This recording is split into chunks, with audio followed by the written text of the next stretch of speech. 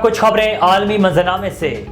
خصوصی عدالت کی جانب سے سائفر کیس میں بانی پی ٹی آئی اور شاہ محمود قریشی کو سزا سنانے کے فیصلے پر امریکہ کا رد عمل بھی سامنے آ گیا۔ ترجمان امریکی دفتر خارجہ میتھیو ملر نے ایک بیان میں کہا ہے کہ بانی پی ٹی آئی کی سزا پاکستان کی عدالتوں کا معاملہ ہے۔ سابق وزیر اعظم کے خلاف مقدموں کو پاکستان کی عدالتیں دیکھ رہی ہیں۔ ان کے خلاف کیسز کا چلنا ایک قانونی معاملہ ہے۔ قانونی معاملات پر پاکستانی عدلیہ سے رجوع کریں۔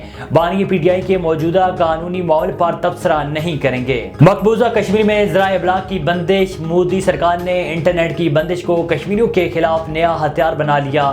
اب تک مودی سرکار کی طرف سے 418 مرتبہ انٹرنیٹ اور ٹیلی ویژن سروسز معطل کی جا چکی ہیں۔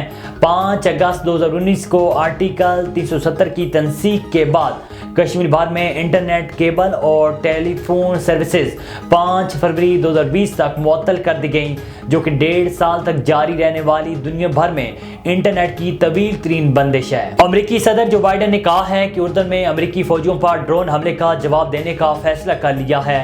منگل کے روز وائٹ ہاؤس میں صحافیوں نے جب امریکی صدر جو بائیڈن سے پوچھا کہ کیا آپ نے اردن میں امریکی فوجی اڈے پر ڈرون حملے میں 3 امریکی فوجیوں کی ہلاکت کے حوالے سے اپنے رد عمل کا فیصلہ کر لیا ہے، جس کے جواب نے امریکی صدر نے ہاں میں جواب دیا، تاہم انہوں نے اس موقع پر اپنے فیصلے کی تفصیل بتانے سے گریز کیا ہے۔